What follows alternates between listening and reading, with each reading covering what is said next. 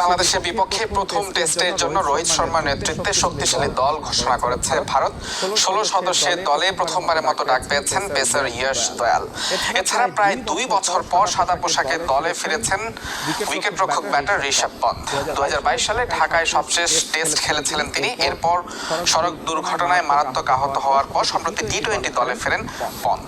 বেশ কয়েকজন তারকাকে বিশ্রাম দেওয়ার গুঞ্জন থাকলেও বাংলাদেশের কাছে পাকিস্তানের হোয়াইট ওয়াশ হওয়ার পর সুর বদলেছে বিসিসিআই। পেসার জসপ্রীত বুমরাহ, বিরাট কোহলি, রবিচন্দ্রন অশ্বিন, রবীন্দ্র জাদেজা সহ দলে আছেন সব সিনিয়র ক্রিকেটার। আগামী ১৯ সেপ্টেম্বর চেন্নাইয়ে শুরু হবে দু দলের প্রথম টেস্ট। সিরিজের দ্বিতীয় টেস্ট হবে ২৭ সেপ্টেম্বর কানপুরে। সিরিজের জন্য বাংলাদেশ দল এখনো ঘোষণা করা হয়নি।